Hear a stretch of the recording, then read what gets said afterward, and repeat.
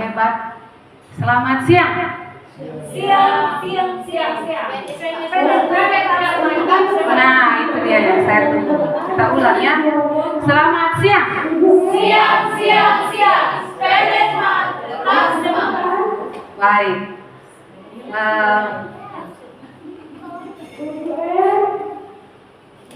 Baik, Bapak Ibu guru hebat, terima kasih atas kesempatan. Sekali lagi saya sampaikan yang mana pada saat ini saya boleh diberi kesempatan untuk memaparkan materi yang saya dapatkan, yaitu aksi nyata dalam modul 1.4 budaya positif. Sebelum saya memulai, alangkah baiknya kita ice breaking dulu ya, biar semuanya. Oke, silakan semua berdiri, Bapak Ibu. Berdiri, cari pasangannya. Siapa pasangannya? Ya. Oke, pasangannya ini Ibu Esther, mana pasangannya? Oke, tadi tidak punya pasangan. Oh, ini mungkin, baik. Seperti ini. No. Deborah, sini. Kita peragakan. Ketika saya bilang panjang, berarti dirimu begini, saya tetap begini. Saya bilang pendek, kok agak begini. Begini pendek, panjang, pendek. Ketika saya bilang tangkap, berarti kok tangkap. Saya mengelak, oke? Bisa? Oke. Saya tidak kelihatan. Panjang. Oh, sini. Ini, kunci yang pendek ini. Sudah? Siap? Sabar. Belum, lihat saya dulu. Contoh, example. Ayo. Panjang. No, panjang agak naik. Panjang segini. Bukan panjang ini. Panjang. Pendek. Tangkap. Nah, gitu. Oke, kalau dapat Belajar ya kita. Oke, siap.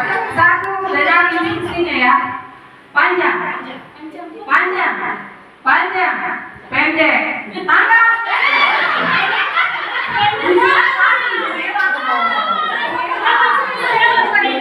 Sekali lagi ya. Oke, kita ulangi. Siap. Panjang. Pendek. Pendek. Tangkap. Oke, sekali lagi terakhir. Siap. Siapa yang kalah? Ada yang kalah nggak? Oh, ada. Ya, ini sudah ngomong. Oke, sekali. Panjang.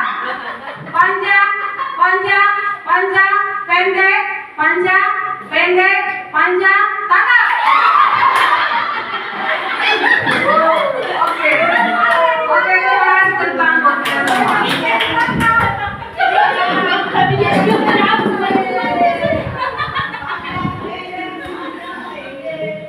Baik, Bapak Ibu guru hebat, materi saya seperti yang saya sampaikan tadi yaitu budaya positif.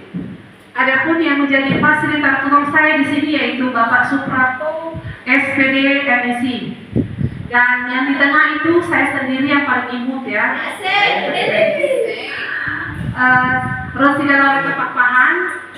Kemudian sebagai pendamping praktik saya yaitu Ibu Gloria Loloangin, SPDK. Ketika Bapak Ibu lihat budaya positif, kira-kira apa yang terpikirkan di benak Bapak Ibu? Mungkin ada yang bisa kasih tanggapan? Budaya positif, siapa yang bisa saya kasih mic ini? Ketika ibu baca budaya positif, apa yang bisa ibu utarakan?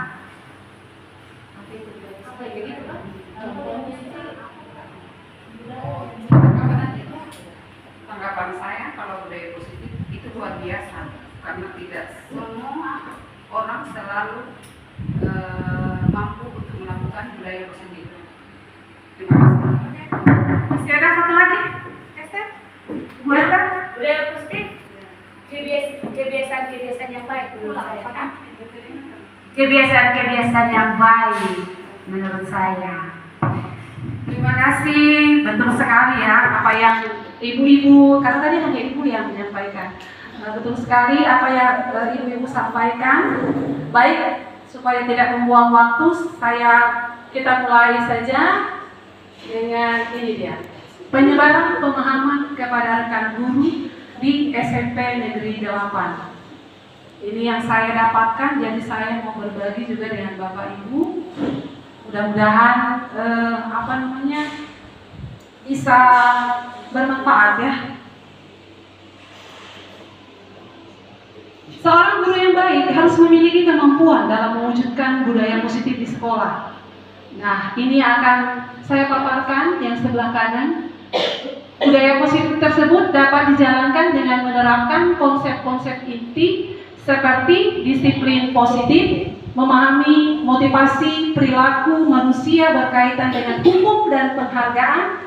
Kemudian nanti kita akan slide-nya akan saya tampilkan juga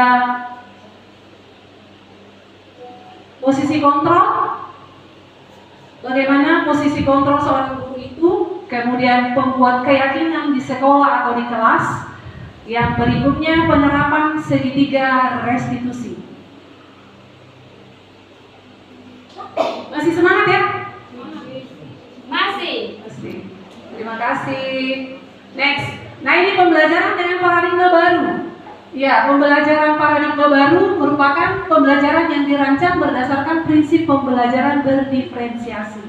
Nah, kata berdiferensiasi itu sendiri berasal dari bahasa Inggris ya, artinya berbeda. Kalau tidak salah, betul kan rekan-rekan? Ya, berbeda. Jadi Bapak Ibu guru, kita dituntut sebagai guru yang hebat, sebagai pemimpin pembelajaran di depan, kita harus bisa membuat pembelajaran itu berbeda. Berbeda artinya seperti apa? Karena setiap anak, setiap peserta didik mempunyai kemampuan yang berbeda juga. Jadi kita selaku Bapak Ibu guru dituntut untuk bisa memberikan hal-hal yang berbeda antara anak si A, si B, si C.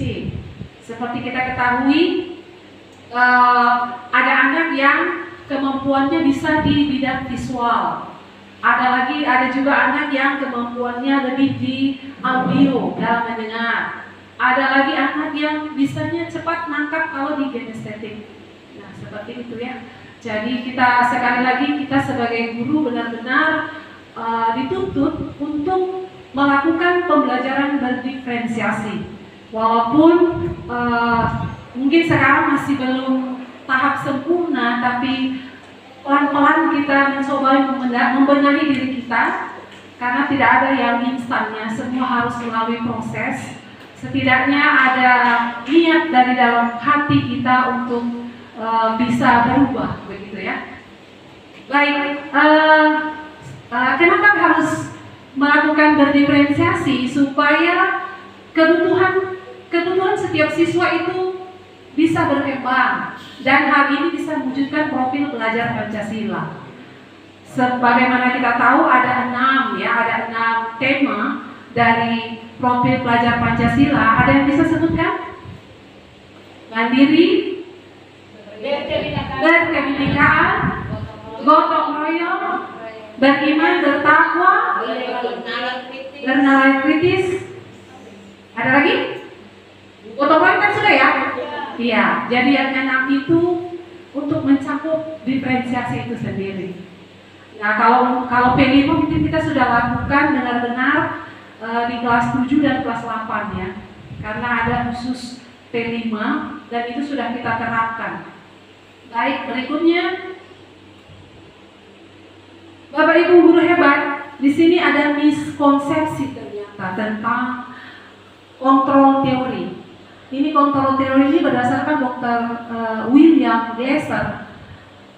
Di sana terkadang dikatakan ilusi. Sebenarnya ilusi ya kalau dikatakan guru mengontrol murid. Sebenarnya itu tidak. Walaupun terkadang ketika kita menyuruh siswa, ya toh mungkin dia melakukan kesalahan, lalu kita menyuruh supaya dia baik, begitu artinya supaya dia melakukan hal-hal yang baik, tidak lagi melakukan yang tidak baik itu, mungkin dia melakukannya. Tetapi sekali lagi itu hanya ilusi sebenarnya. Kenapa dikatakan demikian? Seharusnya itu harus dari dalam motivasi dari dalam dirinya yang terjadi, baru bisa dikatakan, baru bisa dia tidak melakukan hal itu. Nah, yang kedua juga sama. Semua perbuatan positif, efektif dan bermanfaat itu hanya ilusi, ya, ilusi. Yang berikutnya ilusi bahwa kritik dan membuat orang merasa bersalah dapat menguatkan karakter. Itu juga hanya ilusi. Yang terakhir, ilusi bahwa orang dewasa memiliki hak untuk memaksa. Ini juga ilusi sebenarnya. Bisa saya ambil contoh ketika kepala sekolah mengatakan kita masuk 7.15. Nah, lalu kepala sekolah standby di sana 7.15. Pasti mungkin kita semua benar-benar datang 7.15. Nah, apakah ketika kepala sekolah tidak memantau kita boleh tetap kita datang 7.15? Belum tentu juga, ya. Ya, belum tentu juga. Mungkin kita melakukannya oleh karena kita takut, kita malu, itu bukan berasal dari diri kita sendiri. Nah, yang benarnya harus berasal dari diri kita sendiri dulu, tanpa ada unsur paksaan. Begitu, ya. Next. Ya, di sini mengubah paradigma stimulus respon ke pendekatan teori kontrol. Ini masih teori kontrol. Realitasnya kebutuhan kita sama, itu menurut stimulus respon. Tetapi pada kenyataannya sesuai teori kontrol, realitas atau kebutuhan kita berbeda. Nah, demikian juga dengan para siswa kita. Kebutuhan mereka berbeda, tidak sama. Jadi paradigma kita harus sudah berubah dari paradigma stimulus respon, kita harus lebih mengarah ke teori kontrol. Yang berikutnya, semua orang melihat hal yang sama. Pada teori kontrol, setiap orang memiliki gambaran yang berbeda. Jadi sangat kontras, ya, sebenarnya. Yang ketiga, kita mencoba mengubah orang agar berpandangan sama dengan kita. Pada teori kontrol, kita berusaha memahami pandangan orang lain tentang dunia. Yang berikutnya lagi, perilaku buruk dilihat sebagai suatu kesalahan. Untuk teori kontrolnya, ternyata semua perilaku memiliki tujuan. Untuk stimulus respon, orang lain bisa mengontrol saya. Dalam teori kontrol, Anda tidak bisa mengontrol orang lain. Nah, itu dia tadi. Jadi hanya diri kita sendiri yang bisa mengontrol kita. Pemaksaan ada pada saat rujukan gagal. Pada teori kontrol itu kolaborasi dan konsensus. Dalam hal ini konsensus artinya kesepakatan bersama.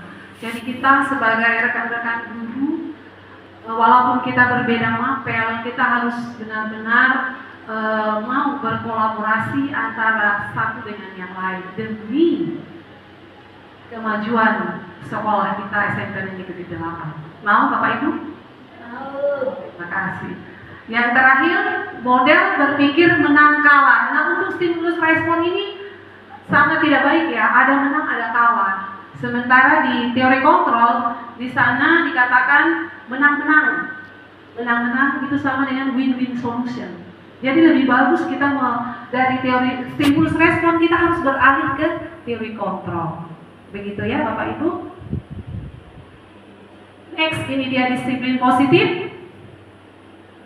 Cara penerapan disiplin positif yang mengajarkan anak bertanggung jawab. Ternyata Bapak Ibu, disiplin positif itu sangat penting sekali untuk kita terapkan. Untuk apa? Supaya peserta didik kita lebih bertanggung jawab, dituntut lebih bertanggung jawab dan menumbuhkan kesadaran dirinya dari dalam dirinya.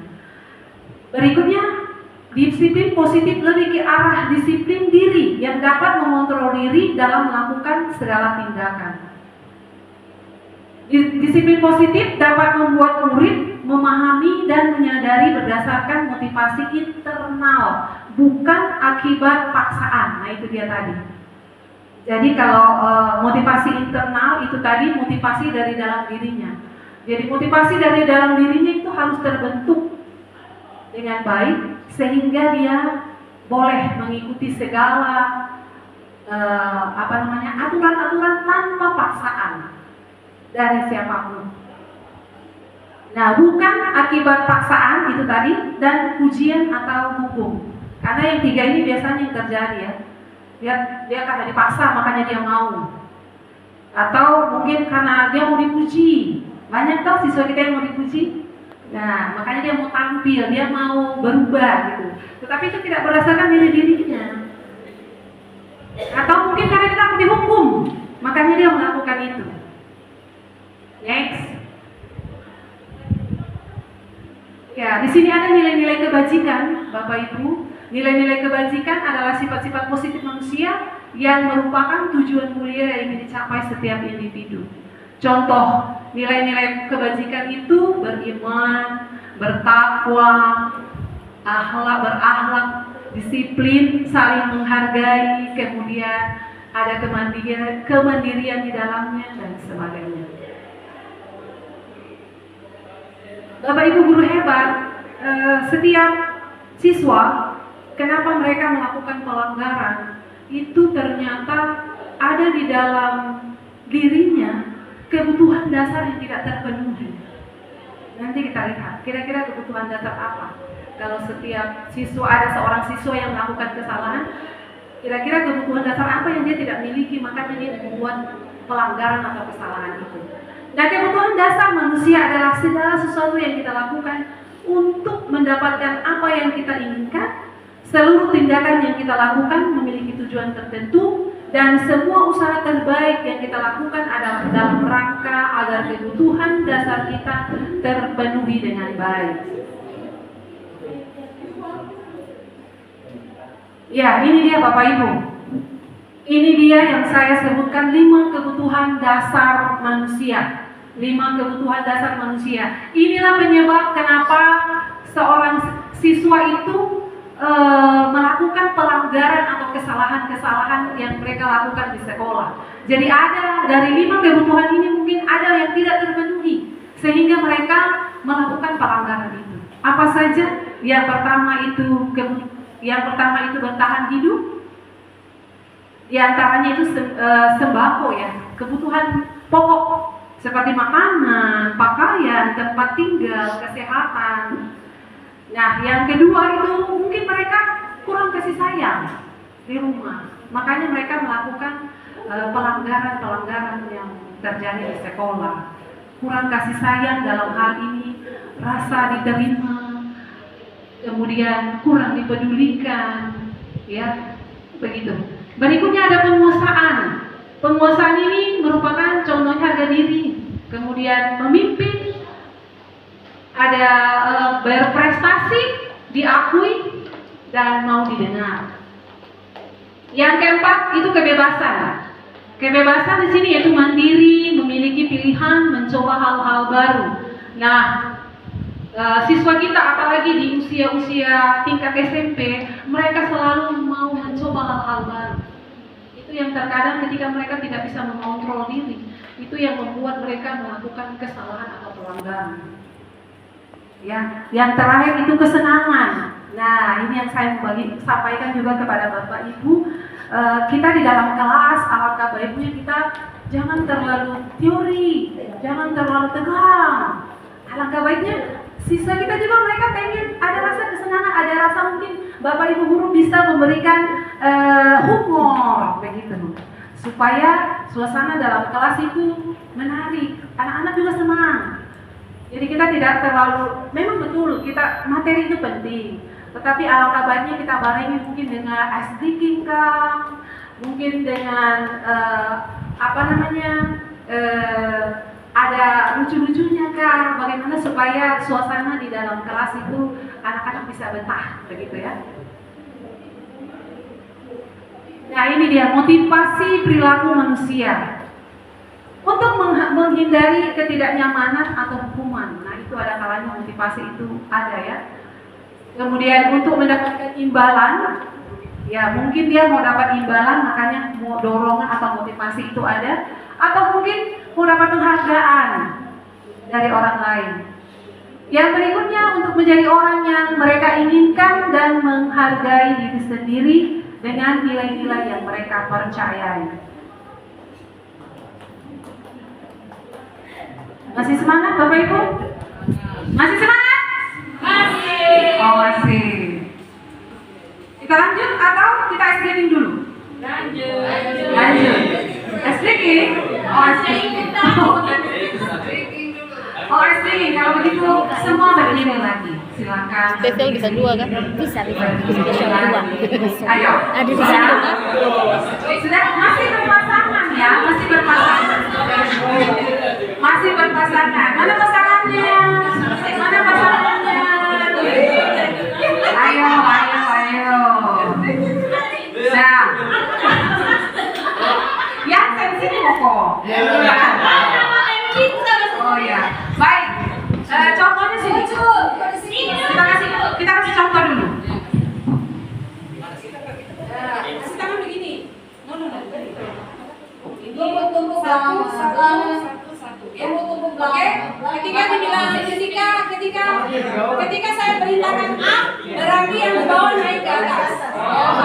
Ketika yang saya bilang A naik ke atas. Ketika saya bilang A, down, berarti turun lagi ke atas ke bawah. Siap? Siap. Oke, siap. Siap. Oke, siap ya. Ayo. Jujur ada kerja. Oke, siap. Ready? Konsentrasi ya. Up. Jangan lambat, up cepat. Kalau lambat nanti salah. Oke, kita mulai. Up. Itu dia salah. Dari bawah ke atas. Tidak boleh sembarangan, harus dari bawah ke atas. Kalau dibilang down, nanti dari bawah ke atas. Terbalik ya. Tidak boleh tarik tangan di tengah, nggak boleh. Kalau itu nanti bisa. Oke, siap. Oke, siap. Up. Down.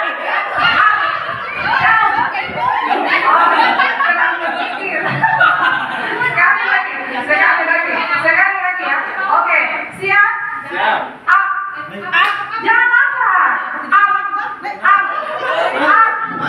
Oh, tidak bergerak.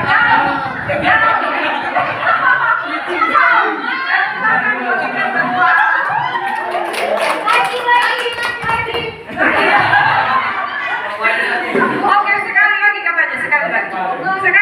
Siap? Jangan curang, tidak boleh tarik yang di tengah. Dan up berarti dari bawah ke atas, ya.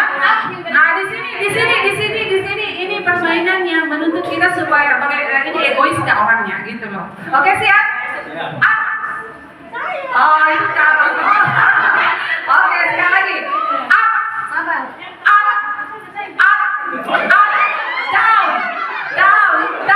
Down. Oke, kebetulan buat kita.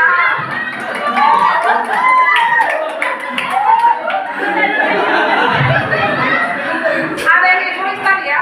Nah, itulah kita ya. Itu kita semua itu ya. Tidak terlepas dari kita semua. Boleh kita mulai Bapak Ibu? Baik. Sambil dimakan. Ya. Oke, baik. Di sini motivasi perilaku manusia ada motivasi internal. Internal dalam hal untuk menjadi orang yang mereka inginkan dan menghargai diri. Menghargai diri sendiri dengan nilai-nilai yang mereka percayai. Seperti tadi kita lewat, ada motivasi eksternal juga, ya. Nah, ketika anak mereka motivasinya untuk menghindari ketidaknyamanan, menghindari hukuman, atau motivasinya itu untuk mendapatkan imbalan atau penghargaan dari orang lain, itu disebut dengan motivasi eksternal. Motivasi apa? Kemudian ada motivasi internal, itu tadi untuk menjadi orang yang mereka inginkan dan menghargai diri sendiri dengan nilai-nilai yang mereka percayai. Kita lanjut ya.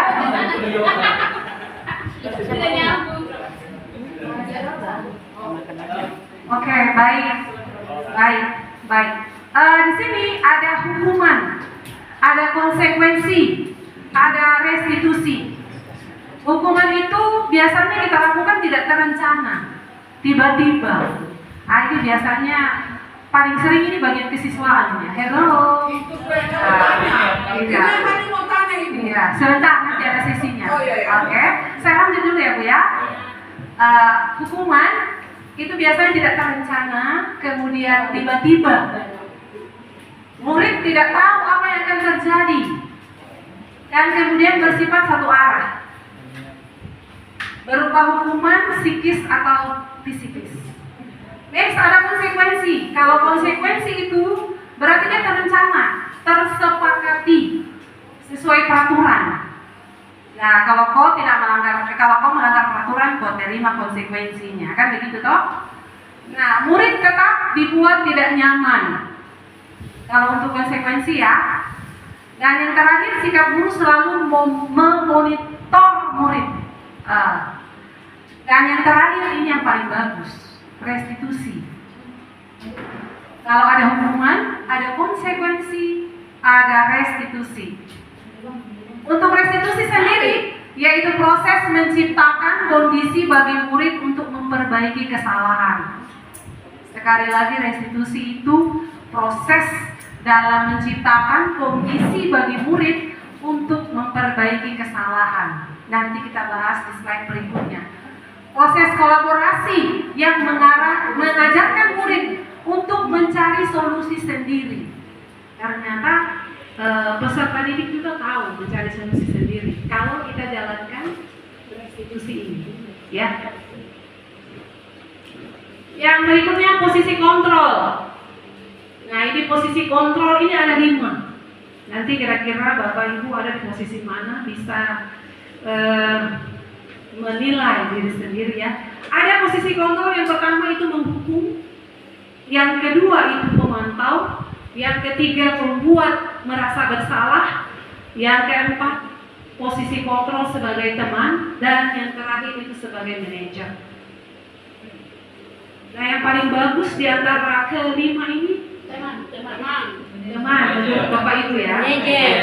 Iya, menurut Bapak Ibu yang paling bagus itu dari kelima teori kontrol ini teman katanya. Padahal yang sebenarnya itu yang bagusnya sebagai manajer. Nanti kita lihat ya. Nah, ini contoh penerapan 5 posisi kontrol. Di sini ada kasusnya apa? Kasusnya siswa tidak memakai atribut.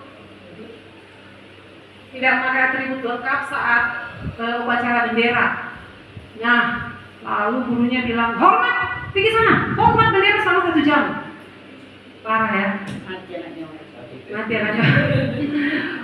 Nah, ini keluar lagi kata-kata ibunya. Berapa kali ibu beritahu kau? Kamu selalu saja mengecewakan ibuku. Itu posisi kontrol yang biasa diutarakannya. Yang berikutnya masih dengan kasus yang sama juga, ibu gurunya bilang seperti ini.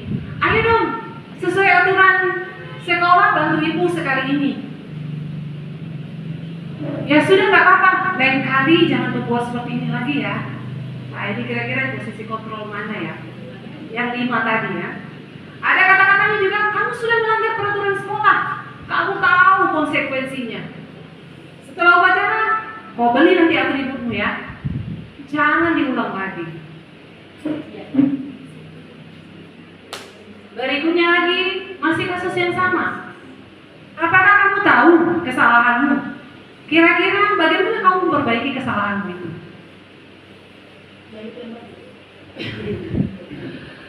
Bapak Ibu guru hebat, di sini ada sedikit pertanyaan, mungkin nanti bisa dijawab ya secara spontan.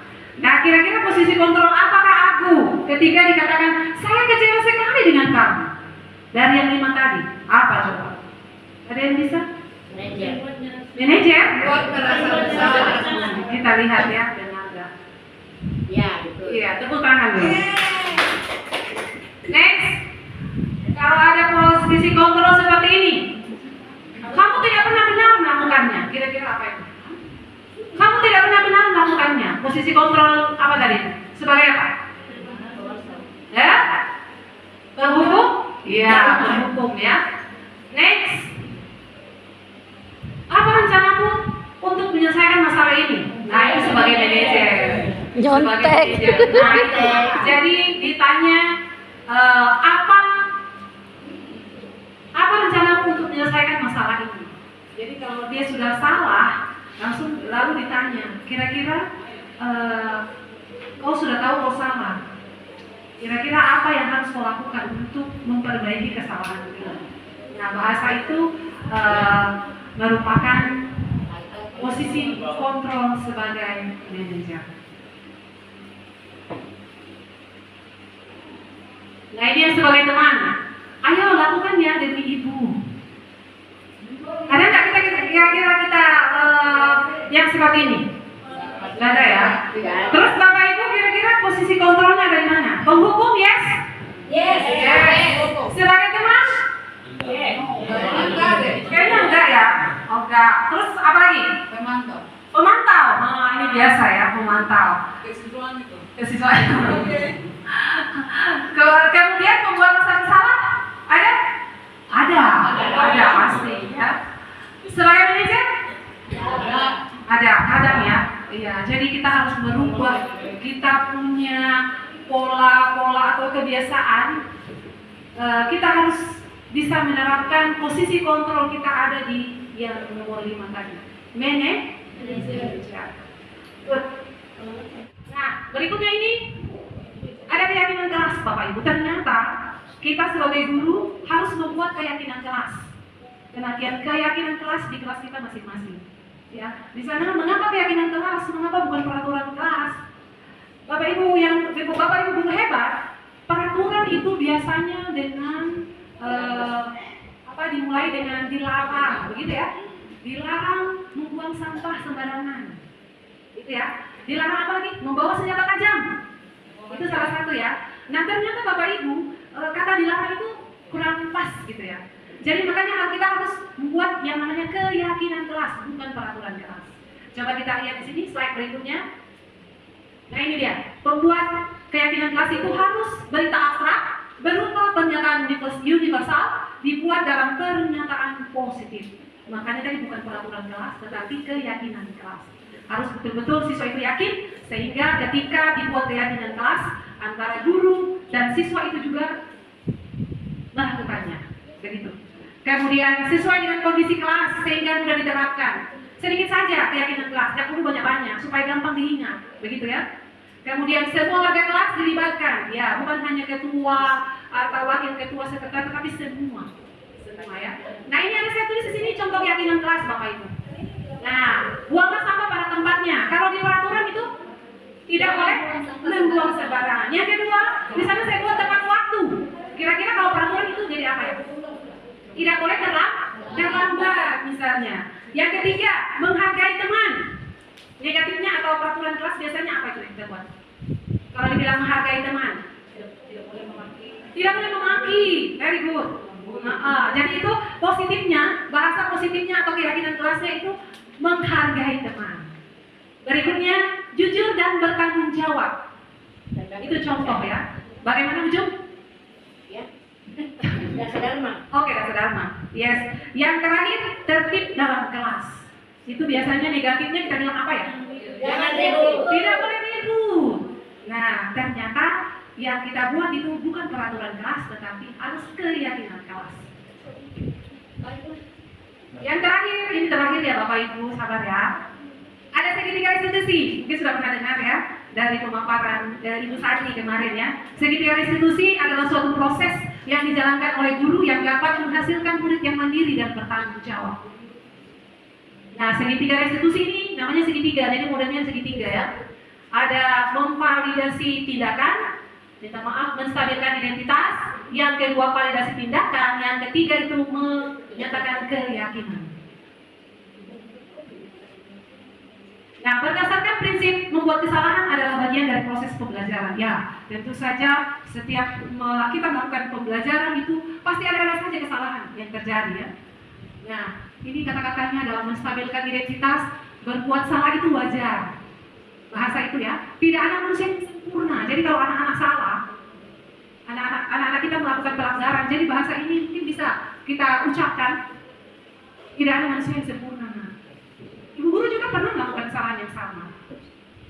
Kemudian ibu tidak mau mencari siapa yang salah, tetapi ibu ingin mencari solusi dari permasalahan itu. Kamu berhak merasa begitu. Nah, itu dia menstabilkan identitas. Bahas kata-katanya ya. Next, validasi tindakan itu seperti apa kata-katanya? Kamu pasti punya alasan kenapa kamu berbuat seperti itu. Padahal kamu bisa melakukan yang lebih buruk dari ini ya. Nah, ini dia validasi tindakan. Kemudian kamu patut bangga karena telah melindungi sesuatu yang penting bagimu. Yang terakhir, kamu melakukannya karena mempertahankan sesuatu yang penting bagimu.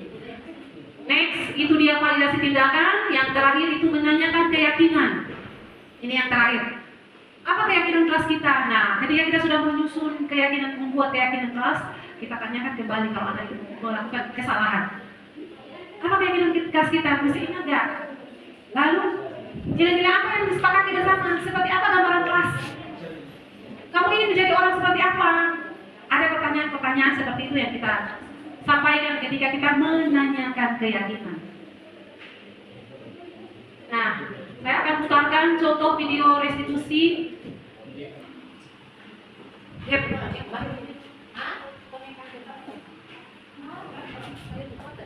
Posisi penghukum biasanya berbicara dengan nada tinggi, menghardik, menunjuk-nunjuk, menyakiti, dan menyindir.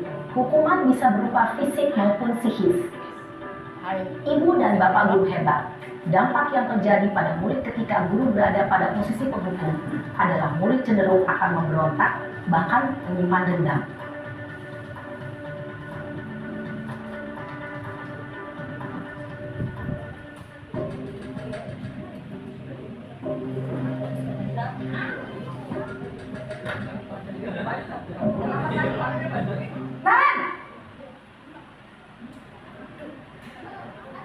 Selamat pagi, Bu. Naren, kamu kenapa terlambat lagi, nak? Ya Tuhan, Naren, kamu senang ya bikin ibu susah ya? Kalau kamu terlambat lagi, nanti ibu yang ditegur bapak kepala sekolah, nak. Disangka ibu tidak bisa membina kamu. Duh, gimana ini? Maaf, Bu. Duh, Gusti Naren, kamu suka ya kalau ibu tegur bapak kepala sekolah? Terus, sekarang ibu harus tulis apa yang di buku absen? Ini kamu sudah sering terlambat loh. Ibu harus apa coba?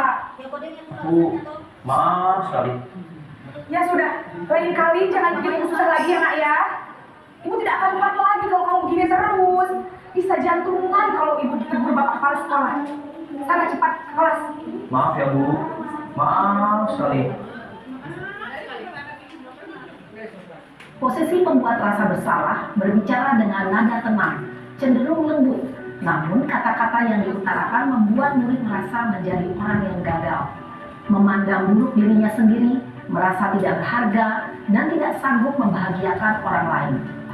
Ketika guru mengambil posisi pembuat rasa bersalah, murid akan menganggap dirinya yang bersalah dan ia akan menyimpan emosi negatif tersebut di dalam dirinya.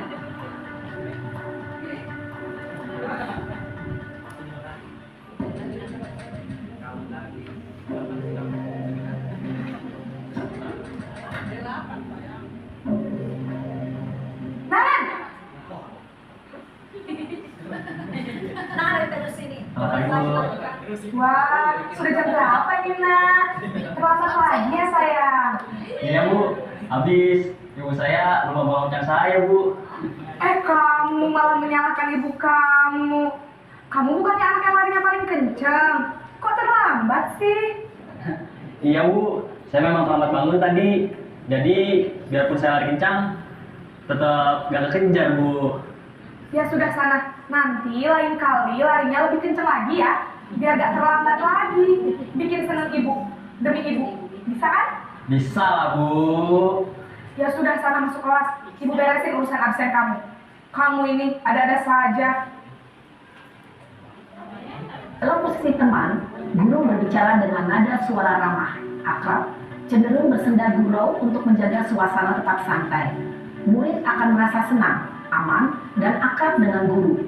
Identitas yang tercipta adalah identitas sukses atau berhasil. Namun, perlu diingat, karena ini masih dorongan eksternal, maka ada faktor ketergantungan dari murid kepada orang tertentu. Di sini, guru absennya sehingga di lain waktu murid bisa berperilaku baik, namun hanya kepada orang-orang tertentu saja.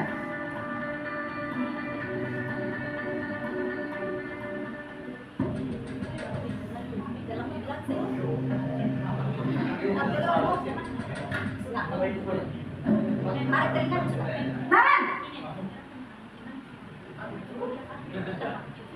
Selamat pagi, Bu. Naren, apa peraturan sekolah kita tentang jam berapa kita harus masuk sekolah, nak? Kita harus di sekolah jam 7, Bu. Iya betul, sekarang sudah jam 7.20. Naren sudah tahu konsekuensinya jika terlambat hadir. Paham, Bu. Saya harus tinggal kelas pas jam istirahat selama 20 menit. Iya benar, konsekuensinya demikian. Jadi nanti jam 9.30 pas istirahat, kamu harus tinggal di kelas, kerjakan tugas tambahan untuk ketertinggalan kamu, ya? Baik, Bu. Posisi pemantau mengandalkan penghitungan atau data untuk mengontrol murid. Guru mengarahkan murid berdasarkan peraturan dan konsekuensi. Seorang pemantau menunjukkan bahasa tubuh dan ekspresi wajah yang datar dan cenderung formal.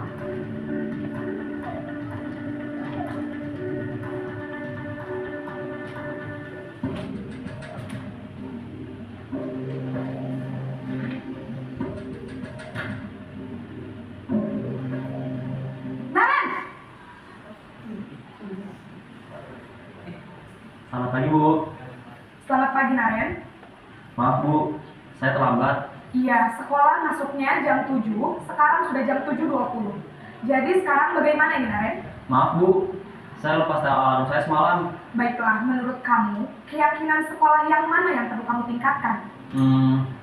Menghargai diri sendiri dan orang lain mungkin ya, Bu. Setuju. Jadi, apakah Naren meyakini prinsip saling menghormati tersebut? Iya, Bu. Saya meyakininya. Apakah Naren bersedia memperbaiki masalah keterlambatan ini? Bersedia, Bu. Bagaimana kamu akan memperbaiki masalah keterlambatan ini? Saya akan coba untuk tidak lupa menyetel alarm saya, Bu. Baik, kalau Naren lupa menyetel alarm di rumah, ada orang yang kira-kira bisa bantu mengingatkan tidak? Ada, Bu. Kakak saya, Kak Emma. Ada lagi selain Kak Emma? Selain Kak Emma, ada ibu saya. Baik, jadi yang mengingatkan Naren adalah Kak Emma dan ibu kamu ya? Kira-kira akan mulai start alarm kapan nih Naren? Setelah pulang sekolah, akan segera saya lakukan. Baik, jadi Naren akan setel alarm untuk bangun besok pagi dan akan diingatkan oleh kakak dan ibunda Naren ya?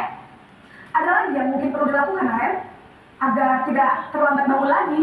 Tidak ada, Bu. Baik Naren, terima kasih untuk kerjasama kamu. Sekarang kamu perlu kembali ke kelas untuk belajar. Baik, Bu. Terima kasih. Posisi manajer adalah posisi kontrol yang disarankan untuk membimbing murid memiliki sikap disiplin yang positif, yaitu murid yang mandiri, bertanggung jawab, dan dapat memecahkan masalah. Tujuan dari posisi ini adalah agar murid dapat berefleksi atas tindakannya. Guru akan dengan tulus memberikan pertanyaan-pertanyaan bermakna, sehingga membuat murid dapat belajar dari kesalahannya dan mencari sebuah solusi untuk menyelesaikannya. Ibu dan Bapak guru hebat, setelah mengamati adegan kelima posisi kontrol tadi, kira-kira posisi mana yang paling ideal? Posisi mana yang dapat menunjang motivasi intrinsik murid? Ya, tentu posisi manajer. Posisi ini memang posisi ideal yang ingin dituju setiap pendidik. Pada posisi inilah, guru dapat menerapkan disiplin positif yang berpihak pada murid, yang memerdekakan murid. Perjalanan seorang pendidik tentunya tidak mudah untuk sampai pada posisi seorang manajer. Namun, tujuan kita pasti, yaitu menciptakan murid-murid yang mandiri, merdeka, dan bertanggung jawab. Semoga penggambaran 5 posisi kontrol yang telah diperlihatkan ini dapat menjadi ajang refleksi bagi kita semua, agar dapat terus mengasah dan menerapkan disiplin positif yang memerdekakan murid. Mari terus berlatih dan bersemangat. Selamat menerapkan. Salam dan bahagia Ibu dan Bapak guru hebat. Baik, Bapak Ibu. Iya, dengan berakhirnya video ini, kata-kata terakhir yang saya sampaikan dalam penerapan program disiplin positif, hendaknya guru memiliki standar kepribadian profesional dan sosial yang baik, di mana guru mampu merefleksikan dirinya dalam posisi kontrol saat itu, bagaimana perjalanan dirinya sebagai among atau manajer yang menuntut murid-muridnya menjadi insan yang mandiri, merdeka dan bertanggung jawab. Demikian pemaparan yang bisa saya bagikan kepada Bapak Ibu guru hebat sekalian. Mungkin ada sesi tanya jawab. Ada pertanyaan? Ya, mudah-mudahan kalaupun ada pertanyaan, kalau tidak bisa saya jawab, mungkin saya keep dulu ya. Nanti next time saya sampaikan. Kalau bisa saya jawab, saya akan mencoba menjawab atau dibantu rekan saya itu saat ini. Oke, terima kasih. Ada sesi jawab, tanya jawab, silakan. Ya, baik Ibu. Ya, baik, terima kasih untuk kesempatan yang diberikan. Ya, Ibu, saya mau tanya tentang yang tadi hukum itu, hukum, konsekuensi, restitusi.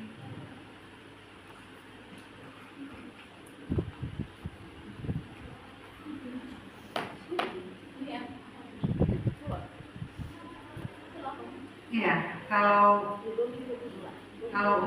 untuk kurikulum merdeka ya, kira-kira menghukum siswa. Kalau misalnya siswa itu bersalah dan dikaitkan dengan yang tak terima posisi kontrol itu, kalau kita menghukum siswa, apakah ini masuk bisa bagaimana ya, bisa dibilang bisa diterima atau tidak? Sementara kalau kita tidak menghukum, ya kita sudah tahu sendiri bagaimana dia kalau kita tidak menghukum. Nah, jadi kalau kita menghukum, kira-kira itu bisa diterima atau tidak?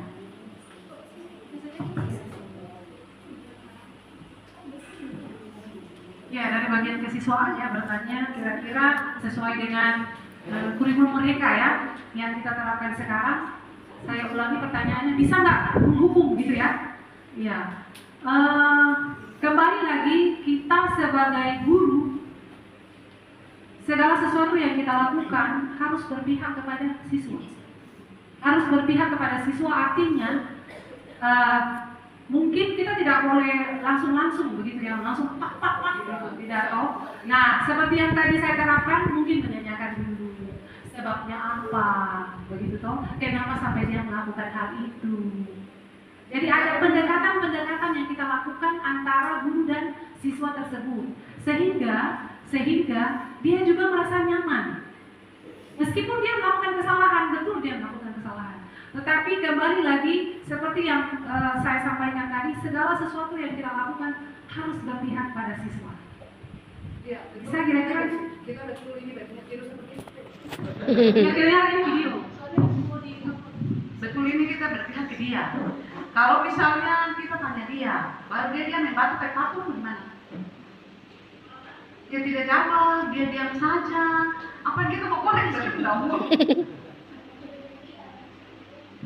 Iya, kalau bisa saya sampaikan, Ibu Michael, kita itu sebagai guru mempunyai kesabaran yang seluas lautan kan ya. Itu harus kita miliki, benar. Jadi kita juga, iya, itu harus kita miliki sebagai seorang guru yang hebat, itu harus bisa kita miliki. Walaupun memang sulit ya untuk kita lakukan, tetapi memang harus seperti itu. Kembali lagi, segala sesuatu harus berpihak kepada siswa. Jadi kita harus sabar, kita tuntun dia, menanyakan, melakukan pendekatan, sehingga dia bisa berubah. Begitu. Ada lagi? Belum pas ya? Oh, dia menangis. Oh ya, silakan. Oh, ini mantap ini. Terima kasih. Ya, mungkin ini pendapat saya. Ya, kenapa anak tadi diam? Begini, anak-anak kita kan berasal dari latar belakang yang berbeda. Jadi mungkin ada yang terbiasa di rumahnya itu kalau dia menjawab atau dia menggunakan alasan yang sebenarnya, dia dihukum oleh orang tuanya. Jadi mungkin dia ingin menceritakan yang sebenarnya, tapi dia takut dihukum, atau mungkin memang karena dia belum memiliki kepercayaan diri untuk menyampaikan, atau mungkin dia tidak merasa dekat dengan gurunya. Jadi dia merasa, kalau saya bicara ke guru ini, apakah guru bisa dipercaya tidak ya, atau apakah guru bisa pegang rahasia saya, atau jangan sampai guru memarahi saya. Ya, kemudian yang terkait yang menghukum tadi ya, menghukum itu pilihan terakhir kalau yang kita dapatkan di sini. Tetapi hukuman yang kita berikan itu harus relevan dengan pelanggarannya anak-anak. Jadi misalnya dia tidak mengerjakan PR. Kalau misalnya hukumannya adalah kita cubit atau berdiri di depan, itu kan tidak relevan. Ya, kita kembali ke tujuan awalnya. Kalau dia tidak mengerjakan PR, yang tujuan sebenarnya kan kita mau supaya anak itu mengerjakan PR-nya. Berarti hukumannya adalah, ya mungkin dia mengerjakan di waktu istirahat atau di waktu yang lain, tapi barang itu dia harus kerjakan. Jadi artinya hukuman itu bukan tujuan kita untuk menyakiti dia, tetapi bagaimana caranya supaya dia mengetahui bahwa mengerjakan tugas itu adalah bagian dari tanggung jawabnya dan dia harus bertanggung jawab untuk itu. Ya mungkin seperti itu, Bu. Terima kasih. Terima kasih Bu Sandri. Bagaimana Bu Mega? Sudah puas? Baik, apabila ada lagi cukup? Ada lagi? Cukup? Masih ada lagi? Ujung? Oh baik. Wow. Silakan. Ya, terima kasih atas kesempatan yang diberikan kepada saya. Masalah hukum menghukum. Kalau saya lihat ini masalah kita mau langsung terapkan atau kita menginginkan langsung anak-anak pas atau langsung tahu, itu mungkin kita di daerah khusus Papua ini sulit untuk kita terapkan 100%. Jadi kita guru dilema, kita menghukum salah, tidak hukum juga salah. Jadi kita kembali kepada kita, kalau guru-guru sekarang yang hebat-hebat ya, guru-guru hebat, kalau kita dulu kan guru-guru tua, belum hebat. Yang sekarang ini guru-guru hebat, karena sudah mengikuti apa namanya, yang ibu ikuti sekarang. Guru penggerak. Ya, guru penggerak. Oke lah, kalau di Jakarta sana, kalau yang memberikan materi kan orang Jakarta. Orang di sana semua fasilitas itu lengkap. Apapun yang dia mau pasti ada. Tetapi kalau kita berada di daerah Papua, kita mengharuskan untuk mengikuti apa yang diinginkan di guru penggerak, itu tidak bisa kita masih berdiri. Karena tidak sesuai dengan kultur di sini dengan di sana. Ya, jadi seperti yang Bu Sate tadi katakan, kita memberikan yang relevan. Kita upayakan seperti begitu. Walaupun Ibu tadi mengatakan kesabaran seluas samudra itu betul, tetapi namanya kita manusia yang tidak sempurna, tetap ada namanya kekesalan di hati. Ditambah lagi dengan mungkin kalau di daerah-daerah Jakarta sana, oke lah. Karena gaji mereka itu, tambahan mereka itu yang saya dengar itu lebih besar dibanding kita menunggu 3 bulan, nanti 6 bulan, 7 bulan baru dibayar yang di daerah sini. Jadi kita lapar dulu baru, kita sudah lapar tapi disuruh untuk maksimal. Mungkin begitu ya. Gimana? Siswaan. Ya, jadi menurut saya ya mungkin betul apa yang disampaikan, menghukum kita kembalikan kepada diri kita, pribadi kita. Yang penting jangan menyakiti atau menyakiti fisik anak-anak, mungkin seperti begitu. Kita tetap berikan hukuman, tapi mungkin hukumannya yang bisa dikatakan relevan, kembali kepada kita gurunya. Mungkin seperti begitu. Baik, kita berikan aplaus yang luar biasa buat penanya dan juga berikan masukan. Terima kasih. Jadi dengan berakhirnya sesi tanya jawab, masih ada Pak? Oh masih ada, luar biasa. Luar biasa. Ini kabupaten. Ya. Baiklah, saya akan memberikan sedikit mungkin pertanyaan ya, pertanyaan. Ya, mengenai budaya positif ini kan ini berkaitan dengan kurikulum merdeka P5. Saya ingin menanyakan sedikit saya ingin menanyakan mengenai tadi kan sempat ada dibahas metodologi pembelajaran terhadap anak-anak. Apakah itu anak tersebut dia lebih senang menggunakan visual, listen, atau dia kinestetik? Ya, saya sepakat tadi yang disampaikan oleh Ibu Yung bahwa segala sesuatu perancangan dalam pembelajaran yang diterapkan oleh Bapak Ibu guru yang ada di luar sana di Jakarta dan diberikan kepada Papua itu tingkat level kesulitannya berbeda. Nah, jadi mungkin mengenai metodologi ini, saya selama mengajar mungkin di kelas, saya mulai terpikirkan mengenai refleksi yang pernah kita bagikan soal kepada anak-anak. Yang mana dia tinggi, visualnya kah, listening kah, atau kinesthetiknya. Jadi saya tidak tahu bagaimana cara membagikan itu. Jadi saya gabungkan dari satu. Dan saya mendapatkan hasil dari riset anak-anak ini. Mereka di zamannya sekarang, mereka lebih menyukai atau lebih mendalami suatu pelajaran ketika mereka melihat sesuatu gambaran seperti ini. Iya, visual atau menggunakan proyektor seperti ini. Jadi kalau kita menggunakan ya masih seperti menyampaikan seperti biasanya atau menjelaskan seperti biasanya tanpa mereka menggunakan kebiasaan mereka yang mereka lakukan sampai saat ini, yang mungkin tidak maksimal. Jadi saya minta mungkin dari pemateri bagaimana metodologi yang tepat untuk anak-anak di era sekarang. Metodologi diferensiasi tadi maksudnya? Iya.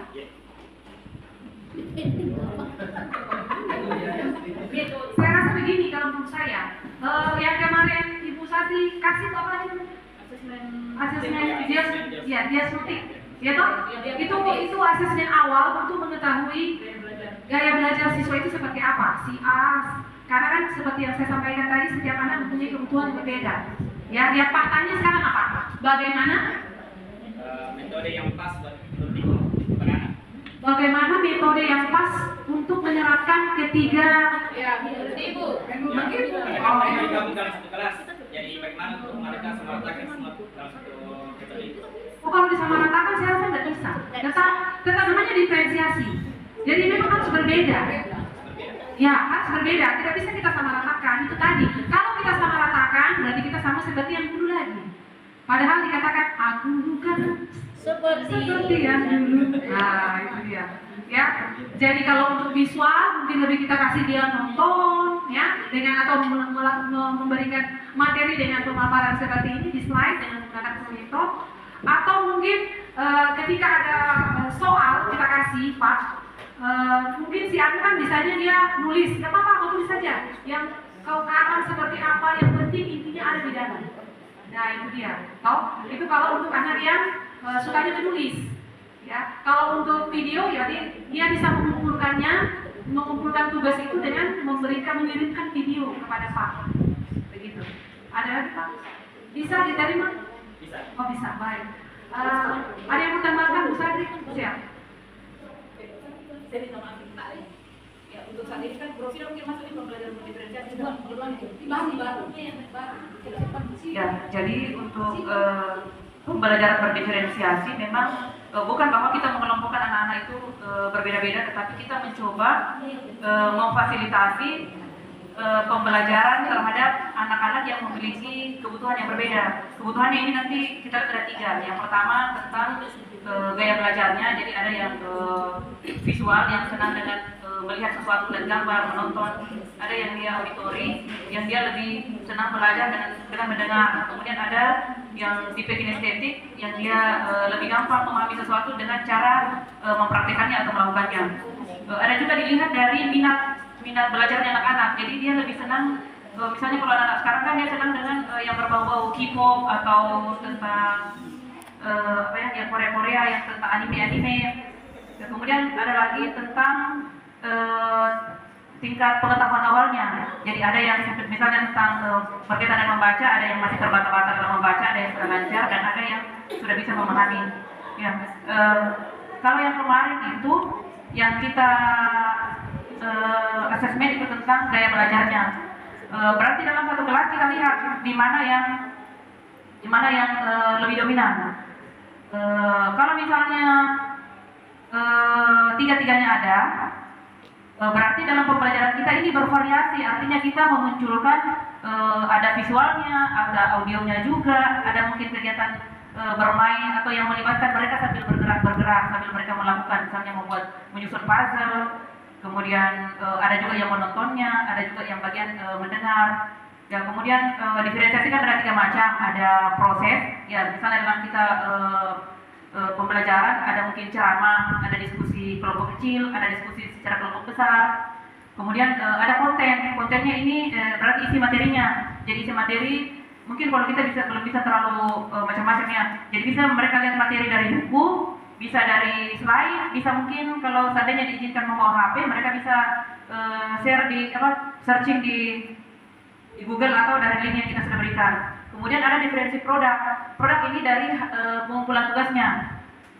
Jadi misalnya yang saya lakukan ini di kelas 9 tentang penyakit pada organ reproduksi. Jadi saya minta mereka mau membuat penyakit berkaitan dengan organ reproduksi, nama penyakitnya, penyebabnya dan segala macam. Terserah mereka mengumpulkannya dalam bentuk apa. Dalam bentuk makalah boleh. Kemudian kalau mereka tempel di karton manila bisa. Kemudian kalau mereka bikin video juga bisa, ya sesuai dengan minat mereka. Apakah yang video itu lebih bagus nilainya daripada yang di kertas-kertas? Tidak, karena rubriknya yang kita tentukan itu bukan dari medianya, tetapi dari isinya. Jadi itu mungkin bagian dari diferensiasi produk berdasarkan dari minat setiap anak. Itu mungkin. Ya, terima kasih sekali lagi Bu Sandri yang luar biasa ya sudah memberikan pencerahan yang ekstra buat kita sekalian. Ada lagi Bapak Ibu? Cukup? Cukup? Baik, dengan berakhirnya sesi tanya jawab dan masukan, sekali lagi saya sampaikan terima kasih buat kita semua Bapak Ibu guru hebat yang sudah mau sampai hampir jam 2 membersamai saya di sini dalam aksi nyata saya dalam modul 1.4 budaya positif. Mudah-mudahan apa yang kita dapatkan di siang hari ini boleh bermanfaat bagi kita sekalian. Sekali lagi kekurangan itu adalah milik saya, kesempurnaan adalah milik Tuhan. Amin. Waktu dan tempat saya kembalikan kepada